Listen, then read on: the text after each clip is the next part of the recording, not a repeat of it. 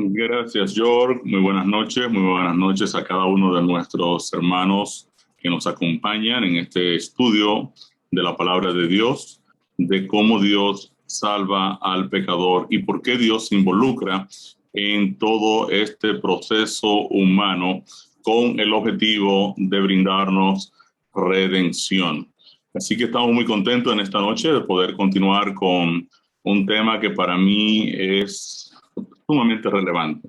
De hecho, para mí pienso que no existe otro tema más importante en toda la estructura cristiana que el tema de la cruz. Se han escrito miles de libros de grandes teólogos sobre el proceso de la cruz, las connotaciones de la cruz, cómo la cruz nos afectó, cómo la cruz afectó de una u otra manera también todo el universo, toda la infraestructura cósmica, cómo la cruz puso en juicio prácticamente a todo el universo. Así que básicamente estamos en la introducción de este tema que hicimos el pasado viernes y hoy vamos a continuar con el mismo. Como siempre, antes de iniciar, quiero presentarme delante de nuestro Dios. Querido Dios, Padre bueno, te agradecemos por un día más que nos das. Gracias por la vida que tú nos ofreces. Gracias por la salvación que tú nos has dado en Cristo Jesús. En esta hora, oh Señor, yo me presento delante de ti y te pido de manera especial, en el nombre de Jesús, que tu Santo Espíritu llene nuestros corazones, llene nuestras mentes. Quiero necesidad en medio de todo este grupo que nos reunimos a estudiar tu palabra, ya sea una necesidad de salud, una necesidad espiritual, una necesidad económica, o una necesidad de consolación por alguna pérdida. Quiero presentarla delante de ti en esta hora, Señor, y pedirte que tu presencia nos dé consuelo, nos traiga paz, nos dé esperanza, y sobre todo que gracias a tu amor y tu cuidado, tú puedas proveer en nuestras necesidades. Bendice cada familia aquí representada. Acompáñanos, oh Dios, en el estudio de tu palabra y ayúdanos a que podamos cada día más depender de ti, ponerte en el centro de nuestras vidas. Y así como decía Jesús, que busquemos primeramente tu reino y luego todas las demás cosas vendrán por añadidura. Enséñanos a ponerte en el centro de nuestras mentes, de nuestros corazones. Gracias, Padre Celestial, en el nombre de Jesús te lo pedimos. Amén. Bien, hasta ahora hemos estado haciendo una introducción al tema del Evangelio y hemos llegado, digamos así, al problema fundamental que padece cada ser humano.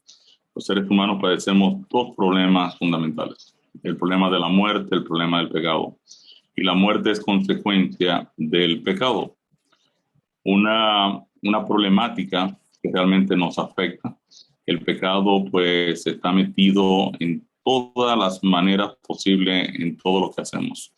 Está metido en nuestras relaciones de pareja, el pecado está metido en relaciones como padres, en nuestras relaciones de trabajo, el pecado está metido en la manera en que pensamos, en la manera en que analizamos. El pecado está intrínsecamente ligado a la existencia humana. Y este es un problema muy serio, es muy serio. Es la razón por la que el mismo Dios tiene que involucrarse para transformar nuestras vidas, para cambiarlas, para redimirlas, para sacarlas del problema del pecado. El pecado, pues, la Biblia dice que la paga del pecado es muerte. El pecado, pues, conlleva muerte. Vimos que en realidad estos dos problemas no los buscamos, sencillamente ocurrieron en nuestro primer padre Adán. Cuando Adán pecó, pues toda la vida que había en Adán, toda la estructura de Adán, con todo lo que Adán contenía, fue dañado por el pecado. Y dentro de Adán estaba toda la vida que representaba toda la humanidad. En cierta manera, de forma, para decirlo hasta cierto punto, simbólica. En Adán nosotros estábamos contenidos y el pecado de Adán trajo una condición en la vida de cada uno de nosotros. Nosotros seres humanos tenemos de nacimiento un defecto terrible y es que somos egoístas. Somos egoístas. sea, naturalmente lo somos. Usted va a ver que los niños, la primera palabra que dicen es mío. Eso es mío. Recuerdo cuando mi hijo empezó a hablar y mi hija también, abrazaban a su madre y decían, mi mamá es mía. Y me empujaban. Decía, bueno, pero es que la mamá tuya en realidad es la esposa mía. Entonces aquí tenemos un problema de propiedad muy serio, pero en esencia los seres humanos desde niños, ellos no tienen que ver con nada de eso. Ellos entienden que todo les pertenece.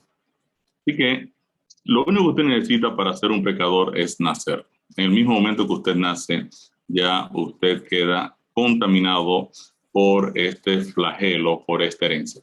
Nosotros vimos esto de manera gráfica. Decíamos que cuando Dios creó al hombre, colocó en él la vida de toda la humanidad. Dios sopló en Adán el aliento de vida.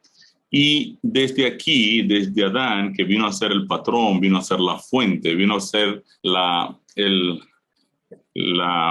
reserva de la vida de toda la humanidad, quien representaba toda la vida de toda la humanidad. De aquí entonces Dios saca a Eva. Cuando la fuente peca, pues obviamente todos quedamos contaminados con el pecado. Y a partir de ahí, todos los hijos de Adán y Eva nacieron, lamentablemente, esclavizados por el problema del pecado. El Evangelio lo que presenta es entonces cómo Dios revierte este estado de condenación y de muerte, cómo Dios lo revierte en Cristo. Quiere decir que enviando la verdadera fuente de vida a Cristo, que en realidad Él es la vida, lo que Cristo hizo cuando creó a Adán fue tomar una porción de su fuente de vida y colocarla en Adán para que de ahí Adán se multiplicase en todos nosotros. Pero la verdadera fuente de vida, la vida que sostiene todo el universo, está en Cristo. Entonces ahora Dios te envía la verdadera fuente de vida a Cristo y ofrece la salvación. O sea, Dios le ofrece ahora la salvación a Adán, a Eva y a todos los que estaban contenidos en ellos. O sea, Dios le provee ahora a Adán una nueva oportunidad cuando Dios ahora coloca a Adán y a sus descendientes en Cristo, en Cristo. Y esta es, digamos así, la esencia del Evangelio. Desde Adán hasta nosotros, todos los seres humanos somos salvos por gracia, por medio de la fe en Cristo. Yo puedo entonces, a partir de esta enseñanza, entender, como dice el apóstol Pablo, que en Adán todos morimos, en Cristo todos somos justificados, todos somos vivificados.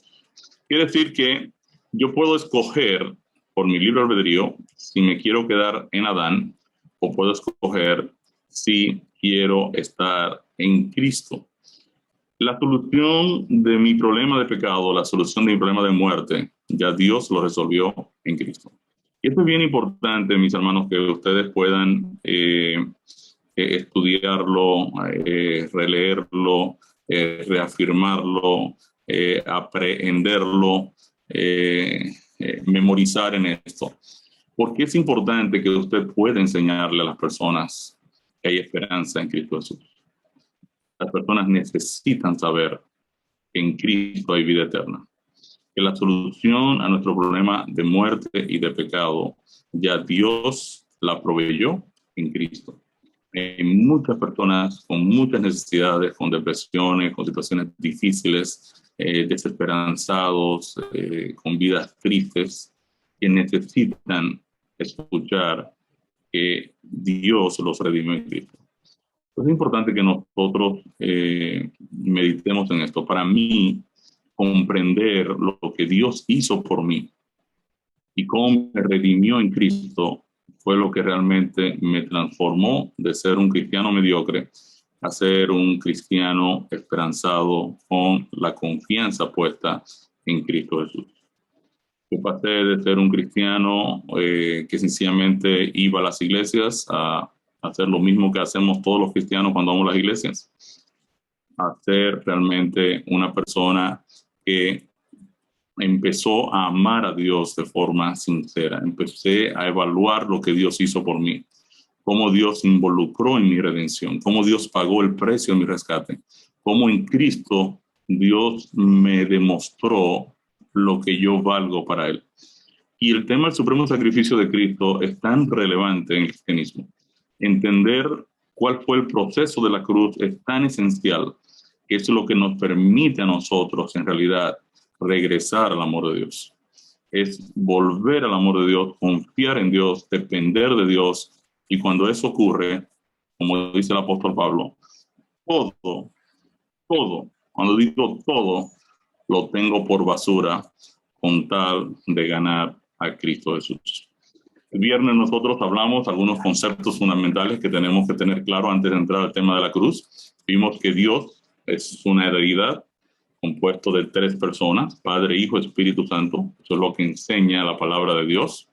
La palabra de Dios, dijimos, no enseña, no menciona la palabra Trinidad, pero a través de la palabra nosotros podemos ver que los atributos del Padre aparecen en el Hijo y también en el Espíritu Santo, y que los tres se comportan como personas, como entidades que hablan, que escuchan, que piensan, que razonan, que argumentan, que pueden juzgar, hacer juicio, que pueden convencer, que pueden animar, pueden motivar, pueden enseñar.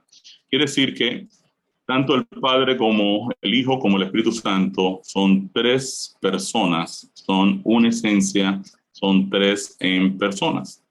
También vimos que Jesús, el Hijo, es el creador, de Padre, Hijo, Espíritu Santo, quien lleva la gerencia de la creación es Cristo.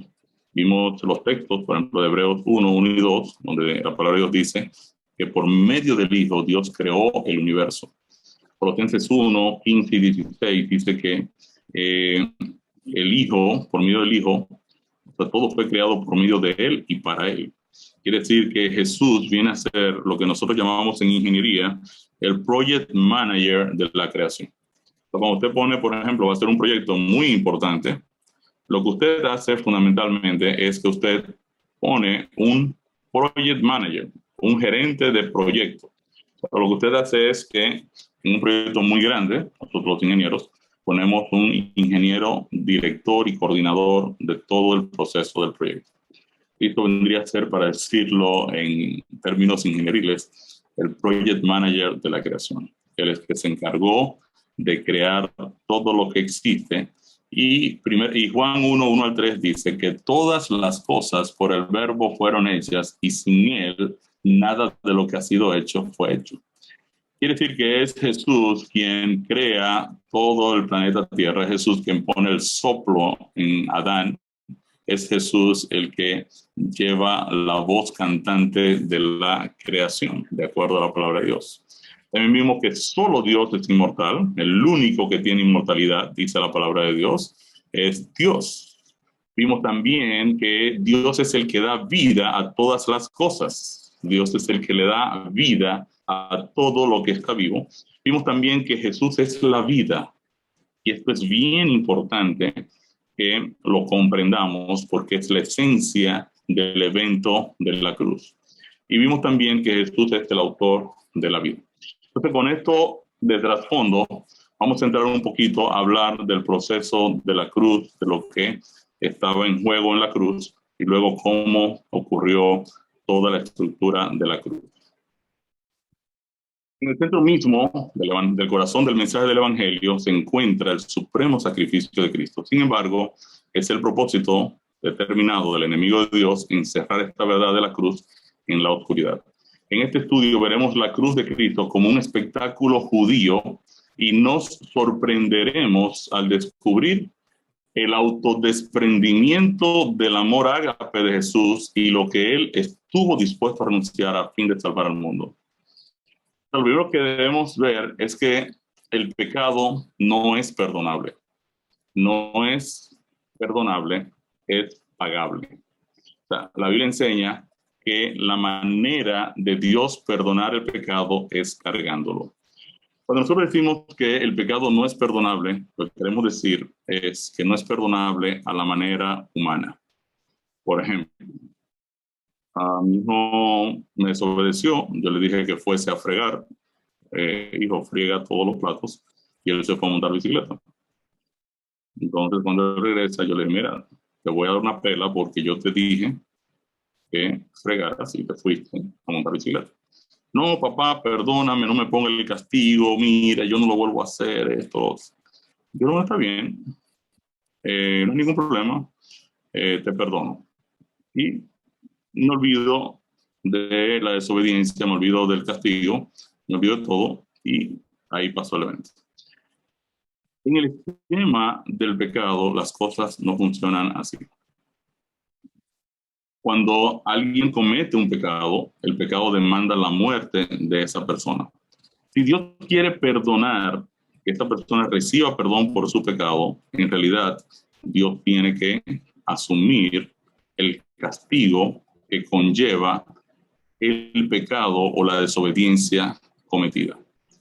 Si nosotros leemos, por ejemplo, Éxodo 34, 6 y 7, vamos a ver algo interesante. Vamos a leer este texto que nos va a dar una idea de lo que estamos queriendo explicar. Jehová, Jehová, fuerte, misericordioso y piadoso, que guarda misericordia a millares, que perdona la iniquidad, la rebelión y el pecado. Muy bien. Esta palabra perdona, que se traduce en la Reina Valera como perdona, es nasá. Vamos a buscarlo aquí en la Biblia nuestra, en el original, para que ustedes vean lo que les queremos decir. Voy a ubicar aquí la Biblia Strong y vamos a buscar Éxodo 34, 6 y 7. Vamos a leerlo nuevamente, Génesis. Y pasando Jehová. Y pasando Jehová por delante de él, proclamó, Jehová, Jehová, fuerte, misericordioso y piadoso, tardo para la ira y grande en misericordia y verdad, que guarda misericordia a millares, que perdona la iniquidad, la rebelión y el pecado, y que de ningún modo tendrá por inocente al malvado, que visita la iniquidad de los padres sobre los hijos y sobre los hijos de los hijos hasta la tercera y cuarta generación. Esta palabra que se traduce en español como perdona es nasá. Fíjense aquí, dice nasá. Nasá es en hebreo. Ahora, ¿qué significa nasá? Nasá significa acarrear, alzar, cargar. Quiere decir que lo que el texto me dice a mí es que Dios perdona el pecado cargándolo. En otras palabras, para Dios perdonar el pecado, en realidad lo que hace es quitarle el pecado a la persona que lo ha cometido y Dios asumirlo o Dios cargarlo. Dios lo toma, se lo quita al pecador y él ahora lo asume, lo carga.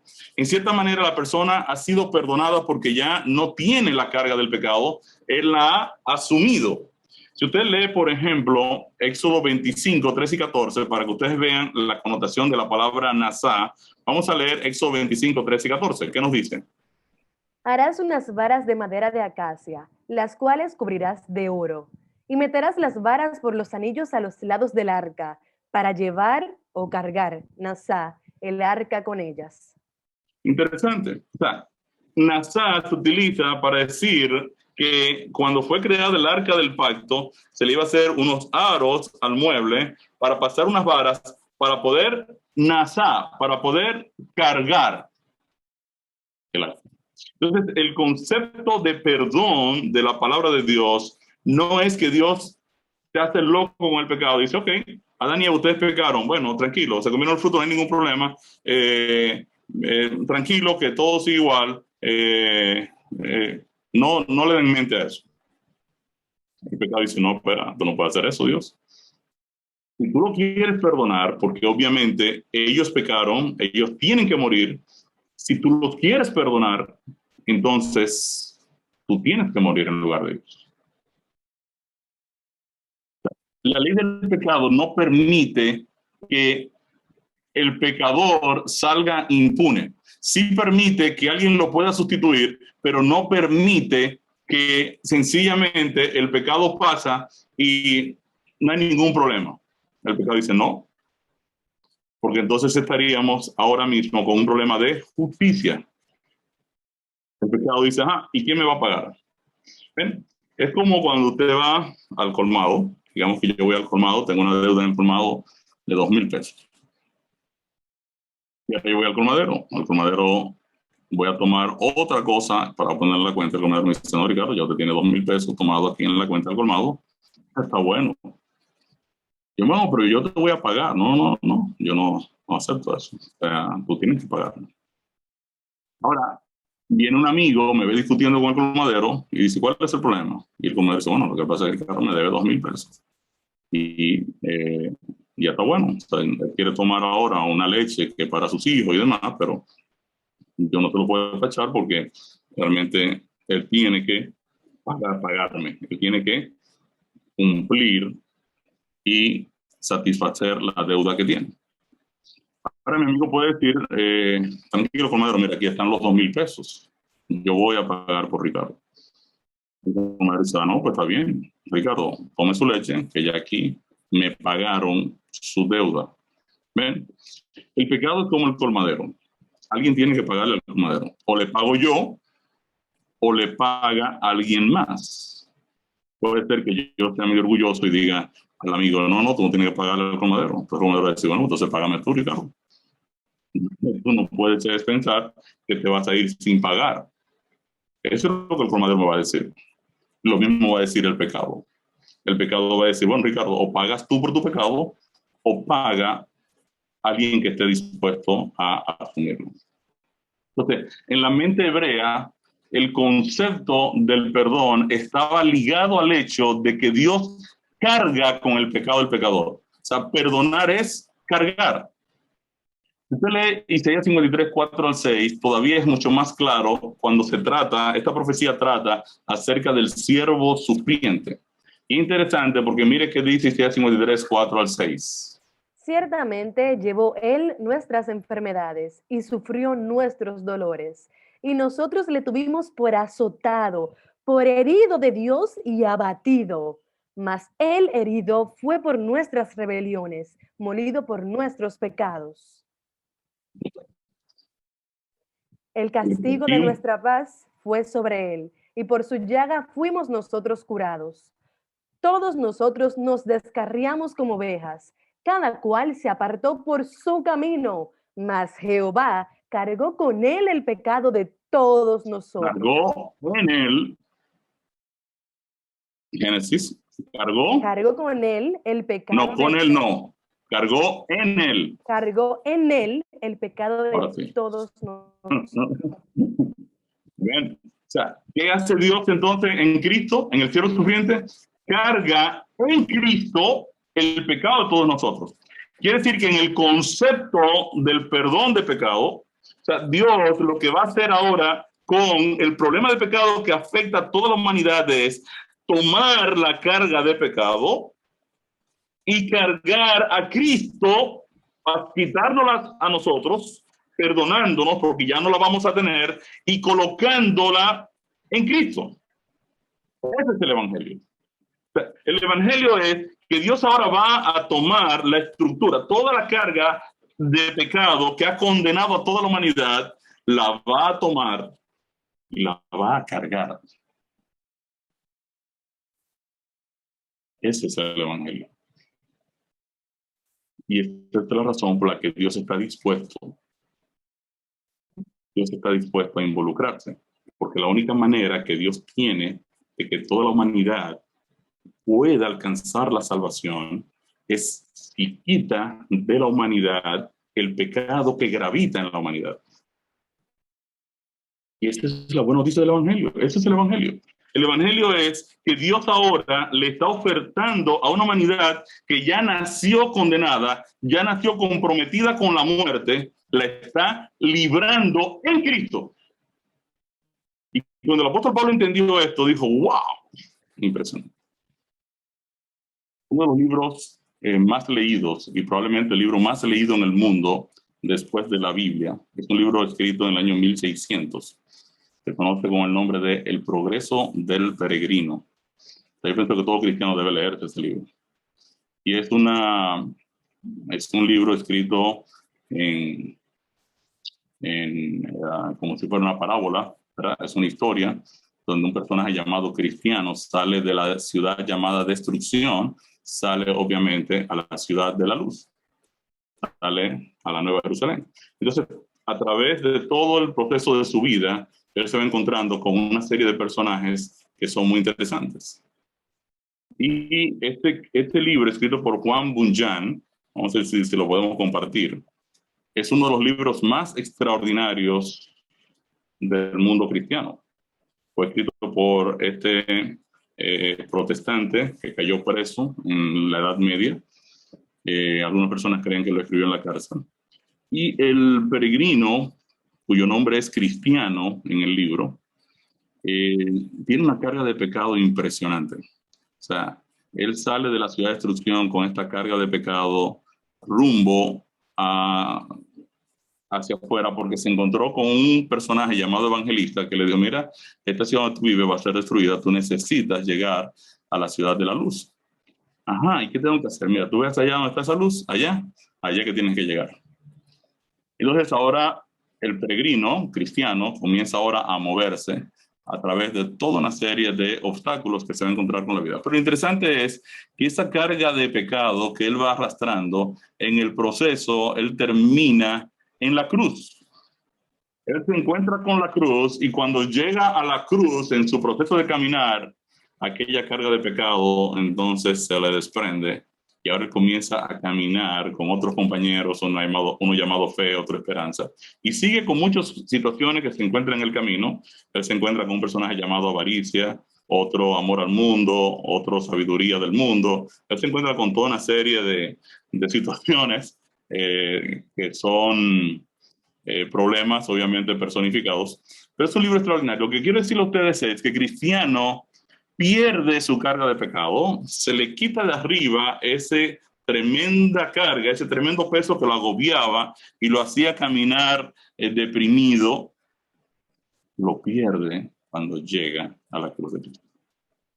Es extraordinario porque lo que la Biblia me está diciendo es que del punto de vista de la ley del pecado, del punto de vista de Dios, y Dios es justo y respeta la ley, respeta la justicia, la ley del pecado demanda la muerte del pecador.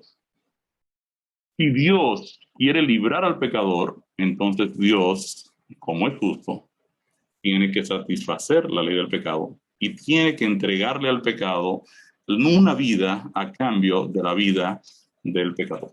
Y eso es lo que vamos a estar viendo ahora en el proceso de la cruz. Vamos a leer Romanos 5:8. ¿En qué condición nos encontrábamos cuando Jesús murió por nosotros? Mas Dios muestra su amor para con nosotros en que siendo aún pecadores, Cristo murió por nosotros. ¿Cómo estábamos nosotros? ¿En qué condición nos encontrábamos? Éramos como pecadores. O sea, Cristo nos amó y entregó su vida por nosotros, que éramos pecadores sin esperanza. Y como vimos, este amor incondicional es la base de nuestra salvación. Romanos 5:10, ¿cómo cambia la muerte de Cristo la relación del ser humano con Dios? Porque si siendo enemigos fuimos reconciliados con Dios por la muerte de su Hijo, mucho más estando reconciliados seremos salvos por su vida. ¿Cómo cambió la muerte de Cristo la relación del hombre con Dios? La Biblia llama a lo que Dios hace por nosotros en Cristo, lo llama reconciliación. Dios se ha reconciliado. ¿Por qué Dios se ha reconciliado? Porque la humanidad que estaba condenada a muerte por el pecado que la afectaba, ahora Dios le quita la carga de pecado y ahora la humanidad tiene acceso a la vida. Dios se reconcilia con nosotros en Cristo. Yo quiero decirle, mis hermanos, que hay muchas personas, incluso personas que dicen ser cristianos, que desconocen los elementos esenciales de la salvación. Conocen lo que Dios los amó. Muchas personas están pasando por situaciones bien difíciles, bien difíciles. Personas incluso que amamos, que queremos, que a veces hasta se han perdido, porque perdieron la esperanza, perdieron la alegría, perdieron el entender la estructura de la salvación. La Biblia llama reconciliación. Dios se reconcilió con nosotros en Cristo. En otra palabra, todos los seres humanos tienen acceso a la vida eterna, tienen acceso a la salvación, tienen acceso a la alegría eterna. La buena noticia del Evangelio es que Dios ya no mira a la raza humana como su enemiga. Él se ha reconciliado. Por el contrario, Él ha reconciliado a todo el mundo a sí mismo a través de la muerte de su Hijo. Cuando estudiamos el amor incondicional de Dios, vimos que ahora en Cristo, al Dios colocar a Cristo en lugar de nosotros, al Dios entregar a Cristo por nosotros, nos puede ahora adoptar a nosotros como sus hijos. En otras palabras, y tiene todo el sentido del mundo. En el Calvario, lo que dice Juan 3:16 es que en el Calvario Dios entrega a su Hijo a quien ama por nosotros. Dios hace un trueque de un hijo por millones de hijos y nos da la oportunidad de ser salvados. Nos da la oportunidad de tener acceso a la vida eterna que habíamos perdido por el problema del pecado. Miren que dice Hebreos 9:22. ¿Qué demanda la ley para que nuestros pecados sean perdonados? Y casi todo es purificado, según la ley, con sangre, y sin derramamiento de sangre no se hace remisión. Entonces, ¿qué demanda la ley? Demanda derramamiento de sangre. En realidad, derramamiento de vida. La Biblia dice que la sangre es la vida.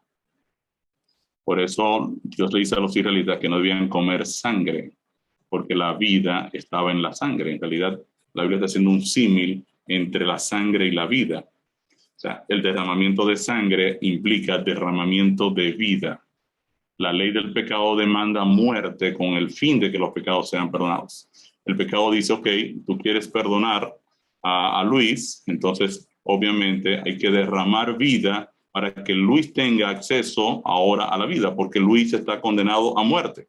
Si tú quieres ahora salvar a Luis, tú tienes ahora que entregarme una vida por Luis. Esta palabra purificado, también en otras versiones se traduce como purgado, es catsarizo, limpiado. Y sangre derramada significa vida convertida en muerte. Cuando Cristo murió en la cruz, Él pagó el precio por los pecados del mundo. Según Romanos 3:24, ¿por cuáles medios Dios justifica a los pecadores?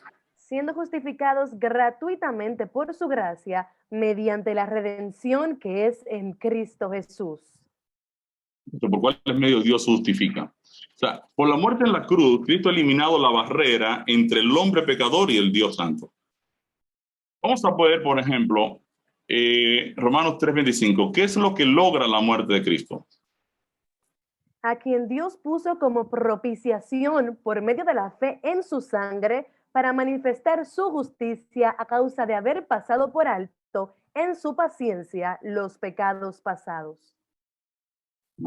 Interesante. O sea, Dios es fiel. Ahora Él dice, ok, el pecado demanda la muerte de todos los seres humanos, correcto. Y ahora Dios pone a Cristo como propiciación. Ustedes recuerdan que vimos esta palabrita, esta es una palabrita dominguera, la primera palabra que vimos cuando estudiamos el propósito de la Biblia. Y decíamos que propiciar es aplacar la ira. En otras palabras, Dios está enojado con el pecado porque ha condenado a muerte a toda la humanidad. En Adán, el pecado condenó a toda la humanidad.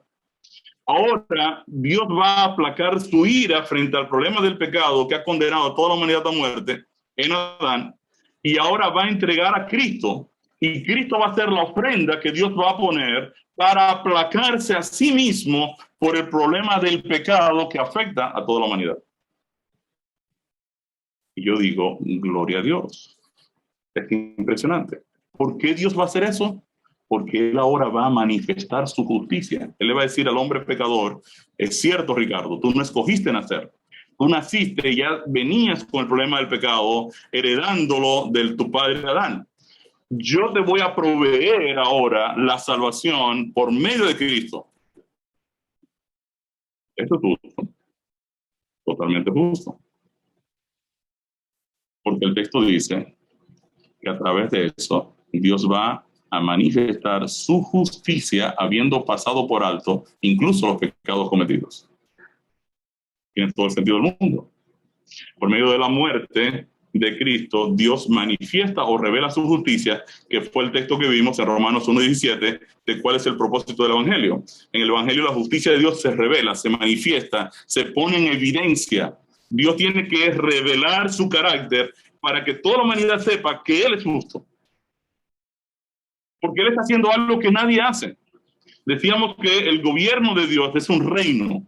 Quiere decir que Dios es rey. Ningún rey se apea a su trono para morir en lugar de un súbdito. Esto es insólito.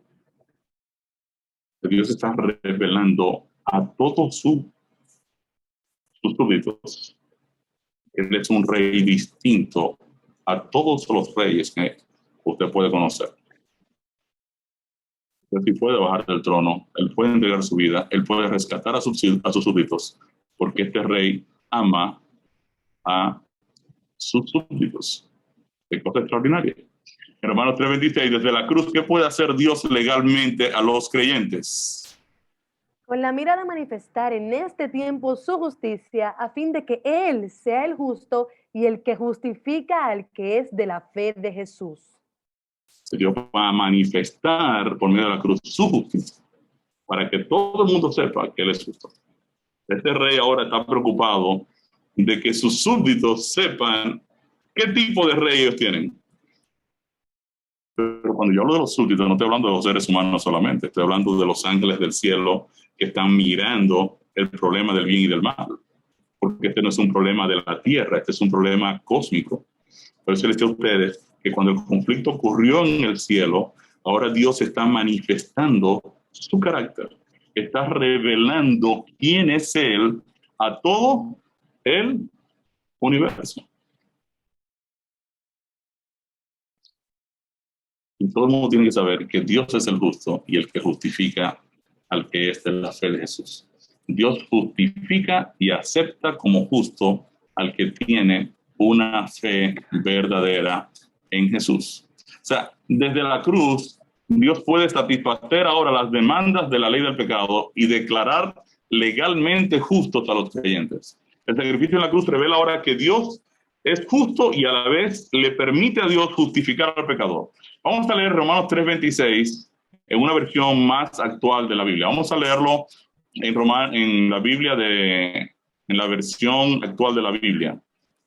Romanos 3:26. Fue para demostrar y probar en el tiempo presente, el momento actual, que Él mismo es justo y que Él justifica y acepta como justo al que tiene una fe verdadera en Jesús.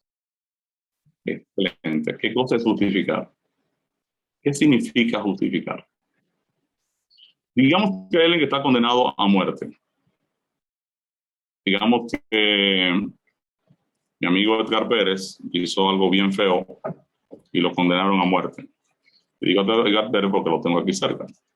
Entonces, él cayó preso, está preso, y está esperando que el 25 de mayo lo van a colgar y lo van a matar. ¿Qué significa justificar? Justificar significa que yo voy y me presento al juez y le digo, señor juez, usted no puede mandar a matar a Edgar. Dice, bueno, pero que ya le está condenado y el 25 de mayo él muere. Entonces ahora yo le digo, no, mira, vamos a hacer una cosa. Yo voy a morir por Edgar y usted lo va a dejar libre. So, usted lo que necesita es que alguien muera por el castigo, por el pecado que él cometió o el crimen que cometió. Fue un crimen accidental, yo sé que ustedes no lo entienden, pero él no debe morir porque yo entiendo que es una persona buena. ¿Usted está dispuesto a morir por Edgar? Sí, yo voy a morir por Edgar. ¿Cuándo es la fecha del castigo? El 25 de mayo. Okay. ¿A qué hora? A las 6 de la tarde. Pues mira, yo voy a estar ahí a las 6 de la tarde, el 25 de mayo. Ahora llega el 25 de mayo, llega a las 6 de la tarde y yo aparezco en la escena. Y el juez dice, miren, ya no hay que castigar a Edgar. A Edgar ustedes lo van a dejar ir libre porque Ricardo va a morir en lugar de Edgar. Lo que yo estoy haciendo con esa acción es lo que la Biblia llama justificar. Justificar es un término legal que indica que alguien está pagando por la condena de otro. Esta persona que está condenada a muerte, alguien ha puesto su vida su vida para que la persona pueda salir libre. Si alguien es condenado a muerte y otro muere en su lugar, absorbiéndolo, el último justificó al primero. Entonces, esta palabra justificación, usted lo encuentra en los escritos de Pablo en muchas ocasiones. Justificar significa que alguien está pagando por la condena de otro. Una vida creada solo puede justificar otra vida. En otras palabras, si una persona cometió una falta y ahora está condenada a muerte eterna, para que esa persona pueda ser justificada, tiene que venir alguien que tenga vida eterna para poder entregarla al pecado y el pecado le diga a esta persona, ok, yo te voy a dejar ahora que tú tengas vida eterna, pero por ti que está condenado a muerte eterna hay que buscarme una vida eterna. Entonces, solo alguien que tenga vida eterna puede justificar a una persona que está condenado a muerte eterna. Obviamente es una vida eterna que no haya pecado, porque si la vida que me van a ofrecer, la vida que usted le va a ofrecer al pecado, también pecó, se encuentra en la misma condición que la otra, porque la paga del pecado es muerte. Quiere decir entonces que una vida eterna que no haya pecado podría entonces satisfacer la demanda que la ley del pecado ejerce sobre una persona que ha pecado y está condenado a muerte eterna. Ahora, aquí la pregunta es, ¿puede una sola vida justificar varias vidas? Digamos que en vez de ser Jorge el que está condenado a muerte para el 25 de mayo, junto con Jorge hay 300 personas condenadas por el mismo crimen y todos están en la cárcel esperando el 25 de mayo para ser muertas. Ahora yo vengo donde el juez y le digo, señor juez, esas 300 personas no pueden morir. Ajá, ¿y qué usted me plantea? El 25 de mayo yo voy a venir y voy a morir por los 300. Usted los suelta a los 300 y yo voy a poner mi vida por los 300. Yo les pregunto a ustedes, ¿es posible que un juez acepte este trato?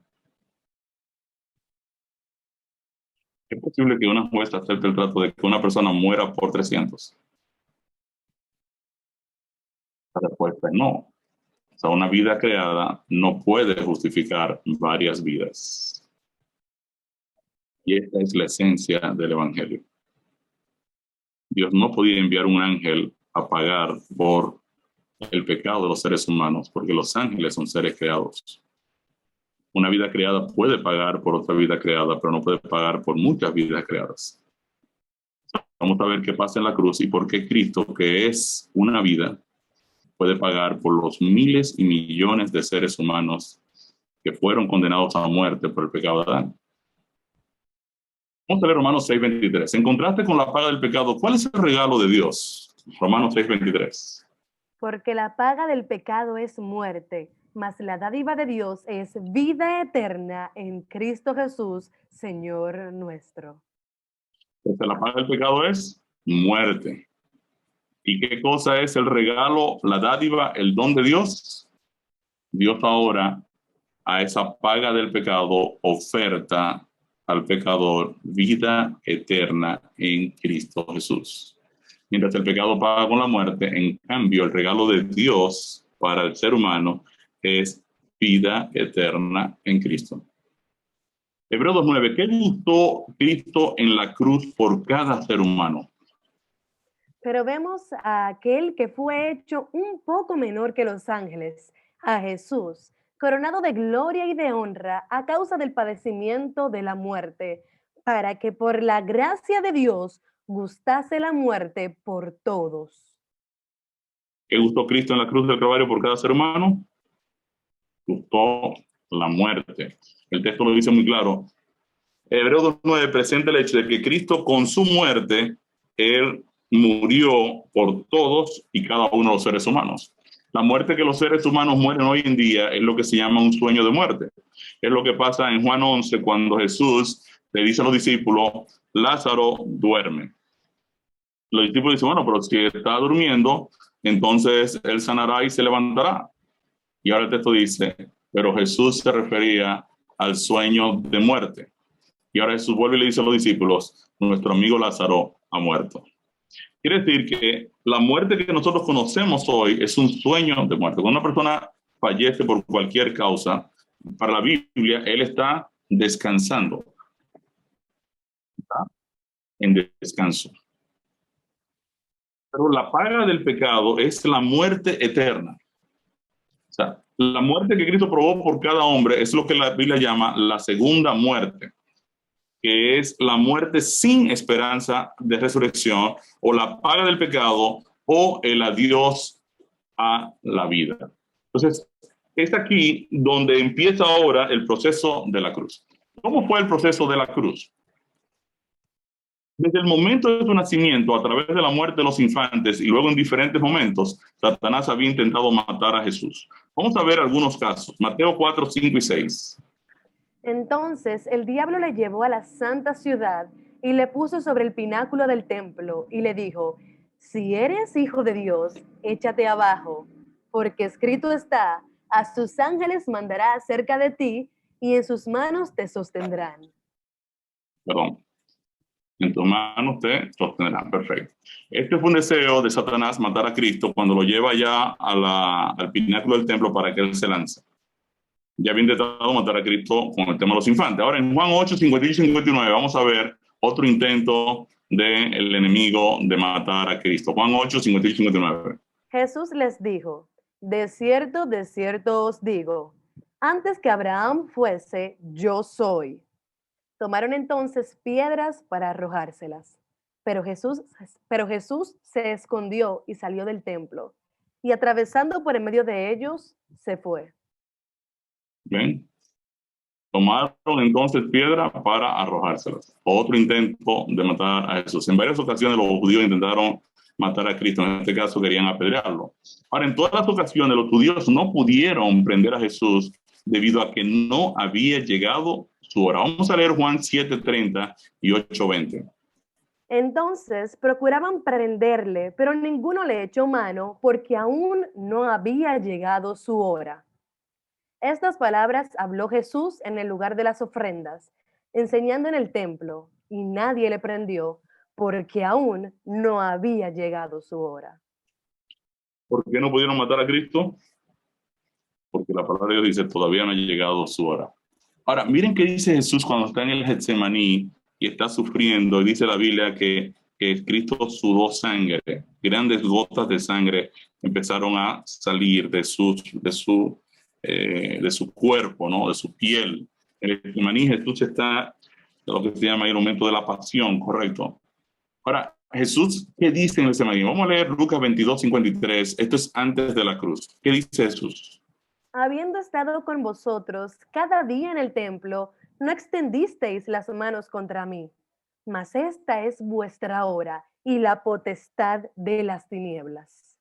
Mira qué interesante. Ahora Jesús le dice a los que lo vienen ahora a tomar para crucificarlo, le dice, ¿saben? Esta es la hora de ustedes. Ahora sí tienen libertad, tienen potestad para ustedes hacer conmigo lo que les parezca. Ahora llegó la hora. ¿Por qué Jesús dice que esa era la hora? Ven, en Daniel 9:26, para mí Daniel 9 es uno de los capítulos más importantes de toda la Biblia. Y te dirá, ¿por qué es uno de los capítulos más importantes de toda la Biblia? De hecho, los judíos tienen una maldición para el que intenta entender Daniel 9. Porque Daniel 9 es el capítulo de la Biblia del Antiguo Testamento que dice cuándo, en qué fecha iba a nacer y a morir el Mesías. ¿En qué fecha al Mesías le iban a quitar la vida? La palabra Mesaya en hebreo significa ungido. Y ahora la palabra de Dios en Daniel 9 dice que el ungido de Dios perdería la vida y dice exactamente el año en que eso iba a ocurrir. Esta profecía de Daniel 9 se conoce como la profecía de las 70 semanas. Y obviamente la estructura de inicio de esa profecía es la orden para restaurar y reconstruir a Jerusalén. Esa orden de restaurar y reconstruir a Jerusalén se dio en el año 457, ¿verdad?, antes de Cristo, por Artajerjes. En Esdras hay 3 decretos para reconstruir a Jerusalén. Jerusalén fue tomada por los babilonios en el año 605 antes de Cristo. La tomó Nabucodonosor. Esto lo encuentra en el libro de Daniel. Nabucodonosor toma esclavos a los judíos y Jerusalén queda destruida por Nabucodonosor. Nabucodonosor hizo 3 guerras, entró 3 veces en Jerusalén y la tercera fue la vencida, donde destruyó el templo. Babilonia luego es conquistada por los persas y en el periodo de los persas es donde surge el decreto para reconstruir y restaurar a Jerusalén. El ángel Gabriel le dice a Daniel, en Daniel 9, le dice que 70 semanas proféticas, que son 490 días, 490 años, es el periodo que queda pendiente de Israel como pueblo de Dios elegido. O sea, Daniel está preocupado porque obviamente él estaba leyendo la profecía de Jeremías y se daba cuenta que ya era tiempo de que ellos regresaran de nuevo a Jerusalén. Ahora Gabriel le dice, mira, el tema no es Jerusalén, porque a Jerusalén solo le quedan 70 semanas. Y Daniel no entiende. Entonces Gabriel llega y le dice, mira, a partir de la fecha en que se emita el decreto para restaurar y reconstruir a Jerusalén, recuerden que Daniel está viviendo por año 600 antes de Cristo y la profecía va a arrancar en el año 457, que es cuando va a salir el decreto. Quiere decir que Daniel no llega a ver el evento. A partir de esa fecha hay 70 semanas, pero en la semana 69 el Mesías es ungido y en la mitad de la semana 70 el Mesías es muerto.